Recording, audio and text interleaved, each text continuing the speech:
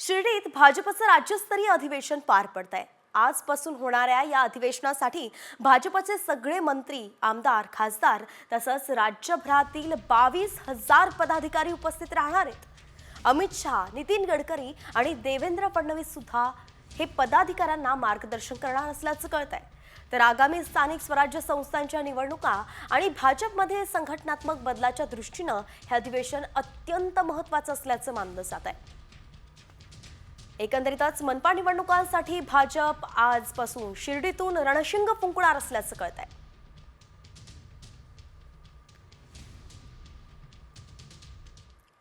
आणि यानंतर आता राज्यभरातील विविध बातम्यांचा वेगवान आढावा घेऊयात टॉप 50च्या माध्यमातून। टोरेसचं पितळ उघडं पाडण्याआधीच व्हिक्टोरिया आणि तिच्या साथीदारांनी देशाबाहेर पळ काढला होता। ख्रिसमस साजरा करण्यासाठी जात आहोत असं कारण देत व्हिक्टोरियानं भारतातून पलायन केलं। दरम्यान मुंबई पोलिसांनी व्हिक्टोरियाच्या विरोधात लुकआउट नोटीस जारी केली आहे।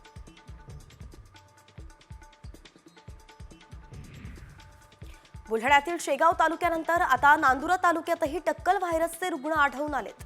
नांदुरातील वाडी गावात 12 रुग्ण आढळलेत। उद्या दिल्ली आणि चेन्नईतल्या प्रयोगशाळेतील आरोग्य पथक बाधित गावाला भेट देणार आहे।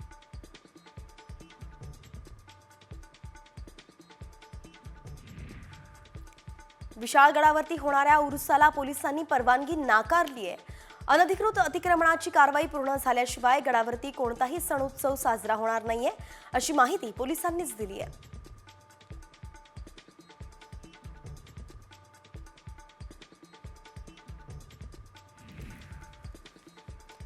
रेल्वे मार्गावरील रूळ दुरुस्ती तसंच सिग्नल यंत्रणेतील तांत्रिक कामांसाठी आज तिन्ही मार्गांवरती मेगा ब्लॉक आहे।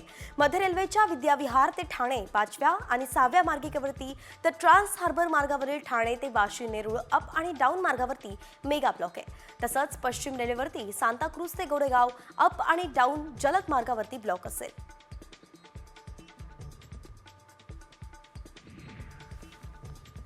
पुण्यात महिलांना रोजगार उपलब्ध व्हावा, नागरिकांनाही रिक्षाची चांगली सुविधा मिळावी यासाठी गुलाबी ई-रिक्षा खरेदी करण्यासाठी राज्य शासनाकडून अनुदान दिलं जाणार आहे।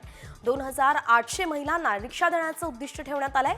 या योजनेची अंमलबजावणी पुणे महापालिकेच्या माध्यमातून केली जाणार आहे। मुंबईच्या चांदिवलीमध्ये 5 बांधकामं पालिकेनं हटवल्यामुळे रखडलेल्या मिसिंग लिंकच्या जोडणीचा मार्ग मोकळा झालाय। ही बांधकामं हटवल्याशिवाय मिसिंग लिंक जोडणीचा प्रकल्प मार्गी लावणं शक्य नव्हतं। त्यामुळेच पालिकेच्या एल विभाग कार्यालयानं कायदेशीर प्रक्रिया पूर्ण करून बांधकामं हटवली आहेत।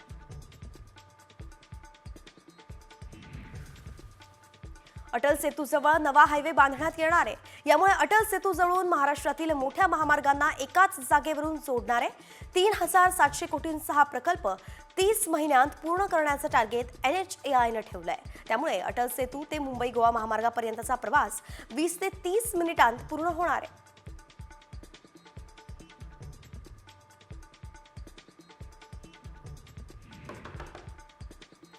मुंबई मेट्रो लाईन 7 आणि 2A आता 80 किलोमीटर प्रति तास वेगानं धावणार आहे।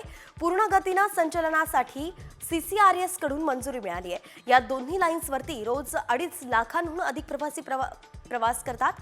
वेग मर्यादा वाढवल्यामुळे प्रवाशांच्या वेळेतही बचत होणार आहे।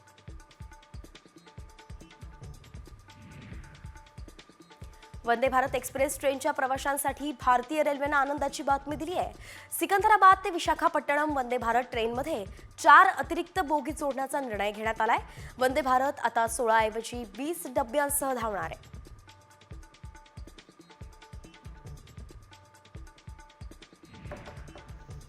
नाशिक सिटी लिंक बसचे चालक आता महापालिकेच्या रडारवरती आहेत।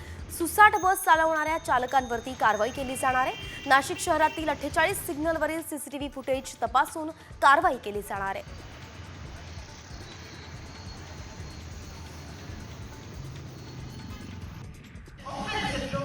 भारतीय लष्करानं 15 जानेवारीला पुण्यात पहिल्यांदाच सैन्य दिन परेड आयोजित केली आहे, ज्यामध्ये लष्कराच्या प्रगत तंत्रज्ञानाची झलक पाहायला मिळणार आहे। बॉम्बे इंजिनिअरिंग ग्रुप आणि सेंटर इथे परेडचा अंतिम सराव करण्यात आला।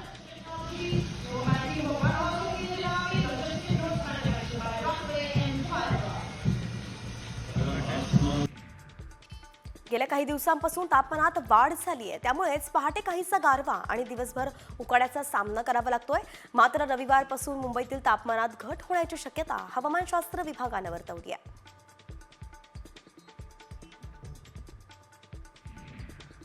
नागपूरमध्ये खासदार क्रीडा महोत्सवाला सुरुवात झाली आहे. केंद्रीय मंत्री नितीन गडकरींच्या संकल्पनेतून हा क्रीडा महोत्सव आयोजित करण्यात येतोय. अभिनेत्री आणि खासदार कंगना रनौत यांच्या उपस्थितीमध्ये महोत्सवाचा शुभारंभ करण्यात आलाय. हा महोत्सव 2 फेब्रुवारीपर्यंत चालणार आहे. ज्या राज्यांत महिलांसाठी लाडकी बहीण योजनांची घोषणा करण्यात आली त्याच राज्यांमध्ये महिला मतदारांची संख्या 5% वाढली आहे. स्टेट बँकेच्या संशोधनात हा निष्कर्ष समोर आलाय.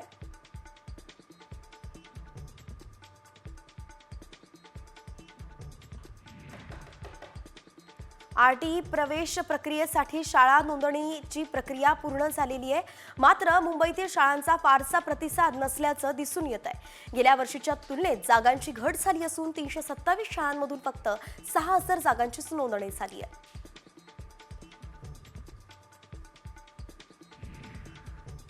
वाशिमच्या रिसोडमध्ये संत नामदेव वारकरी परिषदेच्या पायी पालखी सोहळ्याचं स्वागत करण्यात आलं. 12 जानेवारीला बुलढाण्याच्या सिंदखेड राजामध्ये होणाऱ्या जागतिक जिजाऊ महोत्सवात हा पालखी सोहळा जाणार आहे.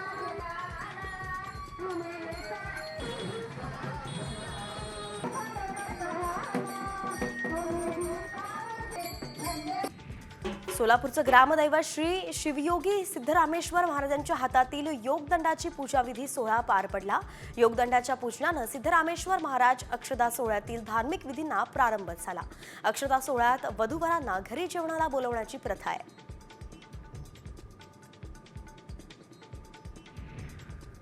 ॲपल कंपनीच्या सहसंस्थापक लॉरेन पॉवल यांनी यंदा प्रयागराज इथल्या महाकुंभमेळ्यात सहभागी होणार आहेत. तब्बल 2 आठवडे लॉरेन पॉवल प्रयागराज इथे साधू महंतांच्या संगतीत राहणार आहेत. लॉरेन 13 जानेवारी ते 29 जानेवारीपर्यंत कुंभमेळ्यात असतील.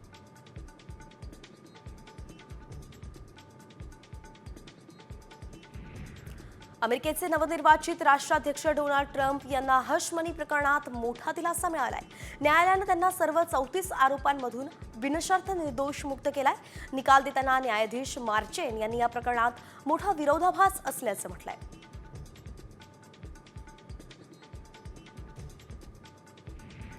अमेरिकेतील विविध भागांमध्ये जोरदार हिमवृष्टी आणि हिमवादळाचा तडाखा बसलाय. हिमवादळामुळे वाहतूक आणि लोकांच्या सुरक्षिततेवरती गंभीर परिणाम झालाय. नागरिकांना अडचणींचा सामनाही करावा लागतोय.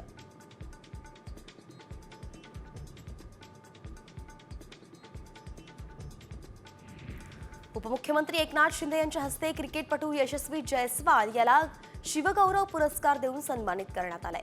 शनिवारी ठाण्यातील उपवन इथे संस्कृती आर्ट्स फेस्टिवलमध्ये त्याचा सन्मान करण्यात आला.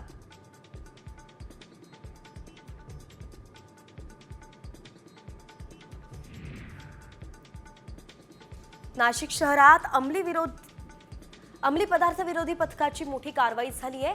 मेफेड्रॉन विक्री करणारे 3 महिला आणि 1 पुरुष कारवाईमध्ये जेरबंद झाले. यावेळी पोलिसांनी 2 लाखांचा मुद्देमाल जप्त केलाय.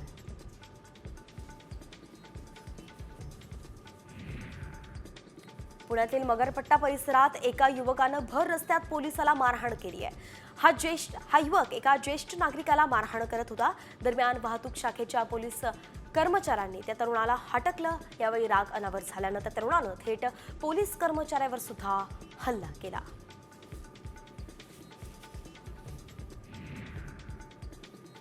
मुंबई विमानतळावरून 30 कोटींचा गांजा जप्त करण्यात आलाय. गांजासह बँकॉकवरून आलेल्या 5 प्रवाशांनाही अटक करण्यात आली आहे. गांजासह विमानतळावरून 91 लाखांचं सोनं आणि 17 लाख रुपयांचं विदेशी चलन जप्त केलंय. बुटात लपवून सोन्याची तस्करी सुरू होती.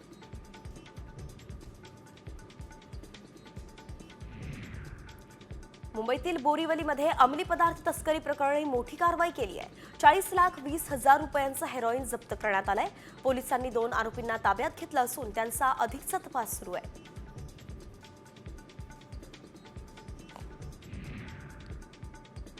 पोलीस भरतीच्या परीक्षेत कॉपी केल्याचा प्रकार मुंबईच्या ओशिवारात घडलाय. कानात टाकलेल्या ब्लूटूथद्वारे पेपर सोडवणाऱ्या विद्यार्थ्याला पोलिसांनी ताब्यात घेतलंय. ओशिवारा परीक्षा केंद्रात हा प्रकार उघडकीस आला असून वर्गाबाहेरून सहकारी प्रश्नांची उत्तरं सांगत असल्याचं समोर आलंय. वाकड पोलिसांनी महागड्या कार चोरणाऱ्या आंतरराष्ट्रीय टोळीला बेड्या ठोकल्यात। या टोळीकडून 3 महागड्या कार आणि त्यांच्या बनावट चाव्या असा 60 लाखांचा मुद्देमाल जप्त करण्यात आलाय। दरम्यान या चोरांवरती चोरीचे 9 मोठे गुन्हे दाखल असल्याचंही कळतंय।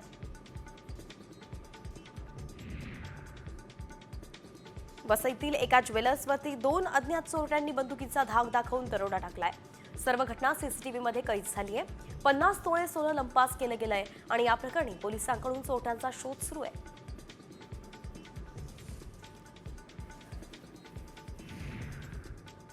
इंदापुरातील गागर गावात भर दिवसा घरफोडी झाली आहे। अज्ञात चोरट्यानं 2 घरातून मिळून सुमारे 9 लाखांचा ऐवज लंपास केलाय। या संदर्भात पोलिसात तक्रार दिली असून अज्ञात चोरट्याचा शोध सुरू आहे।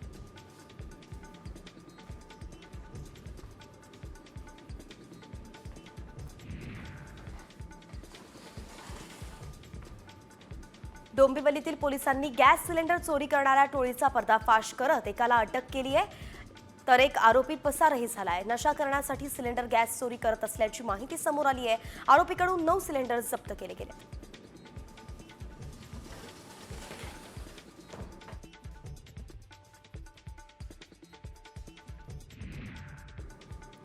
अहिल्यानगर मनमाड महामार्गावरील बोल्हेगाव फाटा परिसरात 36 वर्षीय तरुणाची दगडानं ठेचून हत्या करण्यात आली आहे।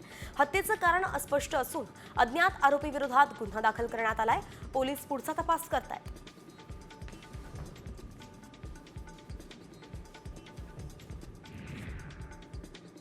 नंदुरबारच्या शहादा शहरात 13 वर्षीय चिमुकलीचा विनयभंग झालाय। बुद्धिबळ शिकवणाऱ्या 35 वर्षीय शिक्षकाने चिमुकलीचा विनयभंग केलाय। शिक्षकाविरोधात आता पोलिसात पॉस्को कलमा अंतर्गत गुन्हा दाखल झालाय।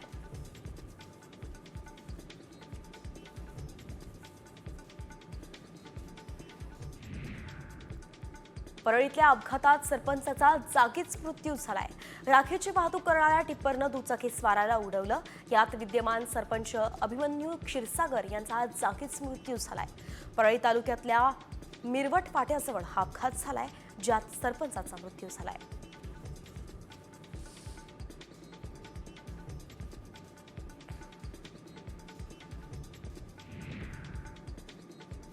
दोन बसमधील ओव्हरटेकचा थरार सध्या व्हायरल होतोय। या व्हिडिओत एक तरुण चक्क 2 बसच्या मध्ये अडकलाय। विशेष म्हणजे इतक्या भयंकर अपघातानंतर सुद्धा तो तरुण सुखरूप आहे। हा व्हिडिओ मध्य प्रदेशमधील असल्याचं कळतंय।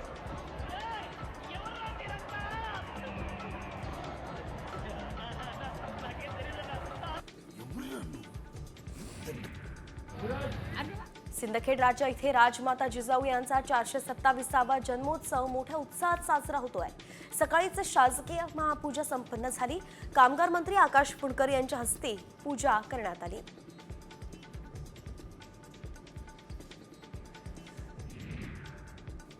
पुण्यातील एफसी रोडवरील अनधिकृत विक्रेत्यांवरती महापालिकेनं कडक धडक कारवाई केली आहे। गेल्या अनेक महिन्यांपासून एफसी रोडवरती अतिक्रमण होत असल्याची तक्रार स्थानिक नागरिकांकडून करण्यात येत होती। कारवाई दरम्यान काही अनुचित प्रकार घडू नये म्हणून पोलिसांचा फौजफाटाही तैनात होता।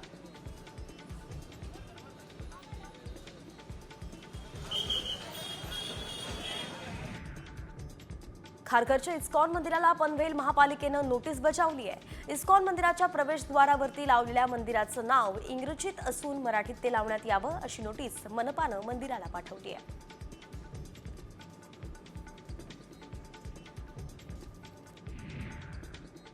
पालघरमध्ये मुंबई अहमदाबाद राष्ट्रीय महामार्गावरती गुजरातच्या अछाड ते मुंबईच्या दहिसरपर्यंत अग्निशमन दलाची सुविधाच उपलब्ध नाहीये। या महामार्गावरून दिवसाला हजारो ज्वलंत पदार्थ वाहणारे टँकर ये जा करतात। राष्ट्रीय महामार्ग प्राधिकरणानं या ठिकाणी अग्निशमन सुविधा देण्याची मागणी प्रवाशांनी केली आहे।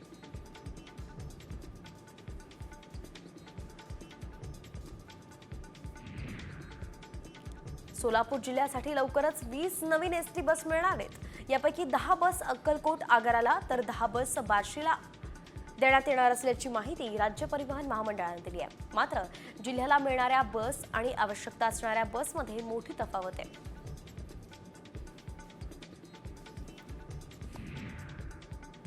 अंबरनाथ पालिकेच्या 62 कर्मचाऱ्यांची विभागांतर्गत बदली करण्यात आली आहे। यातील अतिक्रमण विभागातील 20 कर्मचाऱ्यांची उचलबांगडी करत त्यापैकी 10 कर्मचाऱ्यांची आरोग्य विभागात सफाई कामगार म्हणून बदली केली गेली आहे।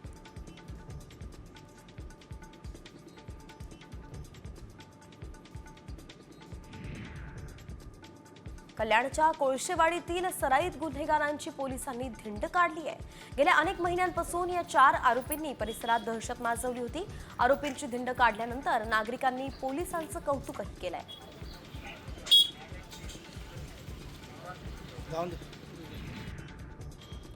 सांगली जिल्ह्यात म्हैसाळ सिंचन योजनेचे नवीन वर्षातील पहिलं आवर्तन आता सुरू झालंय। योजनेच्या पंपगृहामध्ये नारळ वाढवून मोटर सुरू करण्यात आली आहे। पहिल्या टप्प्यामध्ये 4 मोटरच्या माध्यमातून पाणी सोडण्यात आल्यामुळे शेतकऱ्यांमधून समाधानही व्यक्त होत आहे।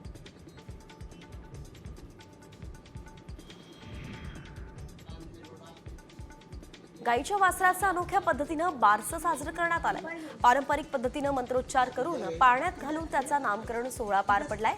या आगळ्या वेगळ्या नामकरण सोहळ्याचे सध्या सोशल मीडियावरती व्हिडिओ व्हायरल होत आहेत।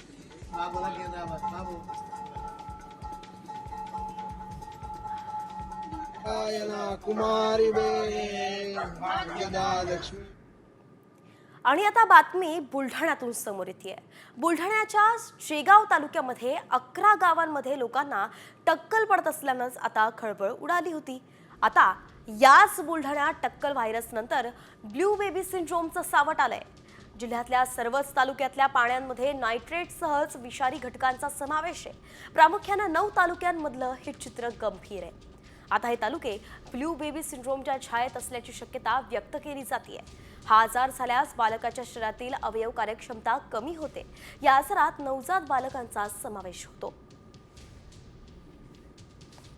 तर ते नायट्रेटचं प्रमाण हे बोरवेल किंवा खोल पाण्यामध्ये आढळून आलेलं आहे आणि ते पाणी आपले जनरली नागरिक पित नाहीत, सरफेस वॉटर पित असल्यामुळं त्या व्यक्तींच्या शरीरामध्ये नायट्रेटचं प्रमाण वाढलेलं आहे असं नाही आहे। बाकी त्यांचे ब्लडचे सॅम्पल्स आणि काही पाण्याचे सॅम्पल्ससुद्धा अजून पुढील तपासणीसाठी माननीय कलेक्टर साहेबांच्या मदतीने आणि सहकार्याने आणि त्यांनी जसं सूचित केलं त्याप्रमाणे NABL लॅब याला पाठवत आहे आपण नाशिकला। तर हा ब्लू बेबी सिंड्रोम काय पाहूयात। शरीरात नायट्रेटचं प्रमाण आढळल्यास हा सिंड्रोम होतो। बाळाची त्वचा निळसर होण्यास सुरुवात होते। बाळाच्या रक्तातील हिमोग्लोबिन कमी होत असतं।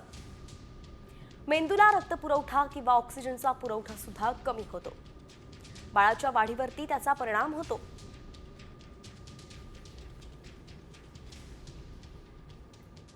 महायुती सरकारनं लाडक्या बहिणींना 1500 रुपये देऊन खुश केलेलं आहे। मात्र बळीराजाच्या कर्जमाफीचं काय असा सवाल आता उपस्थित होतोय। अर्थमंत्री अजित पवार मात्र शेतकऱ्यांचा सातबारा कोरा करण्यासाठी इच्छुक नसल्याचं दिसतंय। पाहुयात या संदर्भातलाच साम टीव्हीचा हा रिपोर्ट। शेतकऱ्यांनो कर्जमाफी विसरा।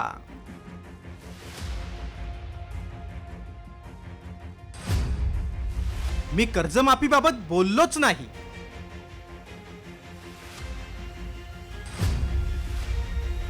अजितदादांच्या दाव्यानं शेतकऱ्याला टेन्शन। बहुमतानं महायुती सरकार सत्तेत आलं। निवडणुकीत शेतकऱ्यांना कर्जमाफीचं आश्वासन महायुतीच्या नेत्यांनी दिलं होतं। मात्र सत्तेत आल्यानंतर सत्ताधाऱ्यांना शेतकरी कर्जमाफीचा विसर पडलाय का असा सवाल आता उपस्थित होतोय। कारण माझ्या भाषणात कधी तुम्ही कर्जमाफी ऐकलंय का असं विधान उपमुख्यमंत्री अजित पवारांनी केलंय। तर पुढच्या विधानसभेच्या निवडणुकांआधी कर्जमाफी करणार असं मंत्री हसन मुश्रीफांनी म्हटलंय। एकाच पक्षातील 2 ज्येष्ठ मंत्र्यांनी असं परस्पर विरोधी विधान केल्यानं बळीराजा टेन्शनमध्ये आलाय।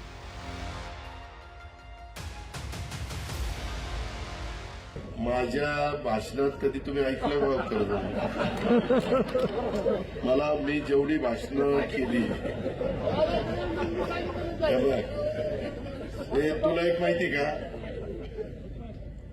अंथरून बघून हातपाय पसरायचे असतात। राज्याचा गाडा आपल्याकडे, आपण दोघं नंतर बसू तुला मी माझी परिस्थिती सांगतो, मग तू मला तुझा सल्ला दे। आणि मग त्याच्यातनं काही जमत असेल तर करू, आपण करायला कमी नाही पडणार. 3 सिलेंडरची योजना आम्ही बंद करणार नाही. मुलींचं उच्च शिक्षण चालू राहील मोफत. महिलांना 50% एसटीमध्ये सवलत चालू आहे. माझ्या लाडक्या भावांना 7.5 हॉर्सपर्यंत वीज बिल आम्ही माफ केलेलं आहे. अशा अनेक कल्पना.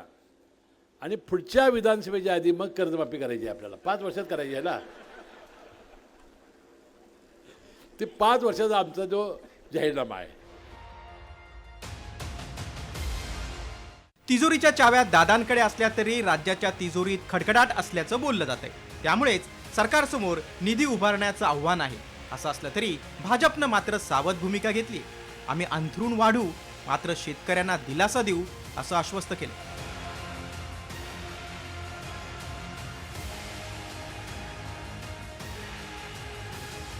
शेतकऱ्यांच्या संदर्भात देवेंद्रजींनी जी भूमिका घेतली त्याच्यावर त्यांचं वर्किंग त्या ठिकाणी निश्चित सुरू आहे.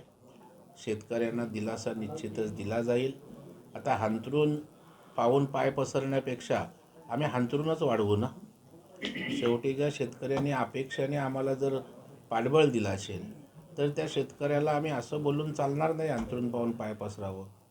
पुन्हा आमच्यावर त्या ठिकाणी टीका होईल की निवडणुका झाल्यात आणि आम्ही शब्दाचे पक्के आहोत. तिजोरीत खडखडाट असतानाच लाडकी बहीण योजनेचा मोठा आर्थिक भार सरकारवर आहे. लाडकीला खुश केल्यानंतर आता बळीराजालाही खुश करणार की शेतकरी कर्जमाफी केवळ प्रचारासाठीचाच जुमला ठरणार, याकडे राज्यातल्या शेतकऱ्यांचं लक्ष लागलंय. ब्युरो रिपोर्ट, साम टीव्ही.